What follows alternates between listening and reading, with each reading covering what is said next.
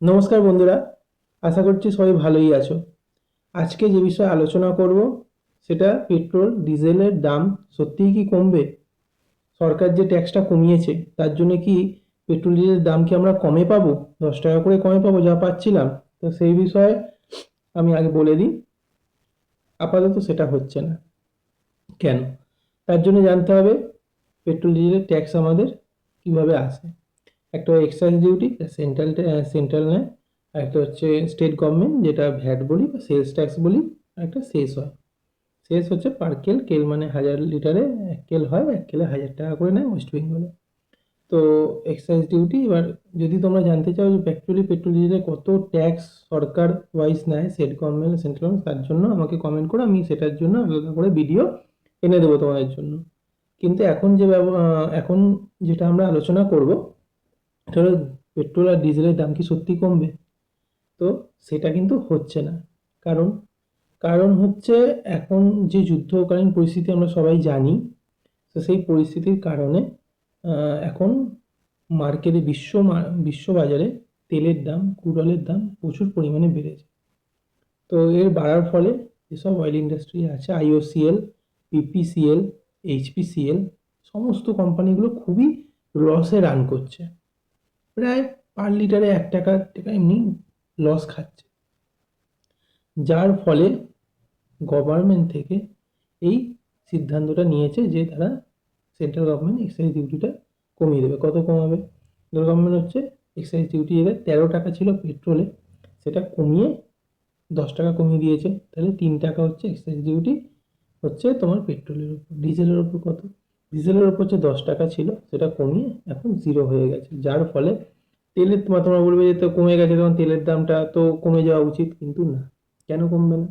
কারণ হচ্ছে এটা কমিয়ে দেওয়ার ফলে তোমার তেলের যে দামটা আছে সেই দামটা কিন্তু একই থাকবে, বাড়বে না। যদি এটা না কমাতো তাহলে কিন্তু তেলের দামটা আরো 10 টাকা করে আমরা বাড়তে হয়তো দেখতে পারতাম। 115-120 টাকা, 15-16 টাকা হয়তো পেট্রোল, আপনি 102 থেকে 3 টাকা ডিজেল হতে পারতো। কিন্তু এটা সরকার করে কিন্তু আমাদের দামটা কিন্তু আর বাড়ছে না। সেটা হচ্ছে এখন একই রয়েছে। যার ফলে সাধারণ মানুষ কিন্তু একটু স্বস্তি নিঃশ্বাস হলেও পেয়েছে। কারণ না হলে তাদের আরও বেশি দাম দিয়ে পেট্রোল বা ডিজেল, আর ডিজেল প্রাইস বাড়া মানে সমস্ত খরচা, সমস্ত জিনিসের দামও কিন্তু বেড়ে যাওয়া। তার জন্য কিন্তু এটা এটা করে সরকার কিন্তু সাধারণ মানুষকে একটু সুস্থ হতে দিয়েছে। কিন্তু সারা কত দিন থাকবে সেটা কিন্তু বলা যায় না। যেদিনকে গভর্নমেন্ট চাইবে সেটা কিন্তু বাড়িয়ে দিতেই পারে। তার যেদিনকে চাইবে বাড়িয়ে, এই যুদ্ধর পরিস্থিতির জন্যই হয়েছে।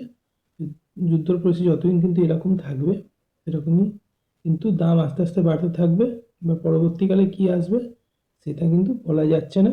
গভর্নমেন্ট এটা বাড়াবে নাকি একই রাখবে সেটা কিন্তু বলা যাচ্ছে না।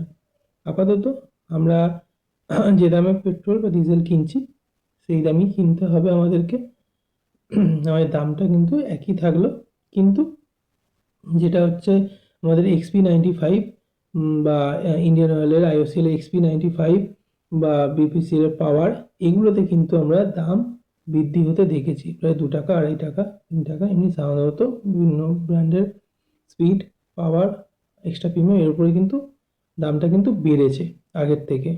আপনারা লক্ষ্য যদি ভরেন কেউ এক্সট্রা প্রিমিয়াম, আমাদের ইন্ডিয়ান অয়েলের আইওসিএল এক্সট্রা প্রিমিয়ামের দাম কিন্তু আগের থেকে 2 টাকা সামথিং বেড়েছে।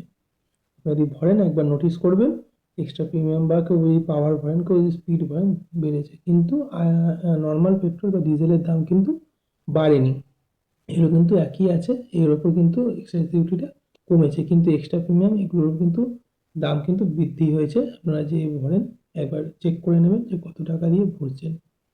তো এটাই বলার ছিল। তো এরকম ধরনের প্রতিদিনই আমি প্রায় পেট্রোল বা ডিজেল বা এরকম অনেক ইনফরমেটিভ ভিডিও নিয়ে আসবো, যেগুলো জানলে আপনাদের হয়তো কিছু সুবিধা হবে। যদি এই ভিডিও থেকে আপনারা কিছু জানতে পারেন, কিছু সুবিধা হয়, তো ভিডিওটাকে লাইক করবেন, সাবস্ক্রাইব করে দেবেন। এরকমই আমি ইনফরমেটিভ ভিডিও নিয়ে আপনাদের কাছে চলে আসবো অনেক কিছু জানার জন্য। ধন্যবাদ।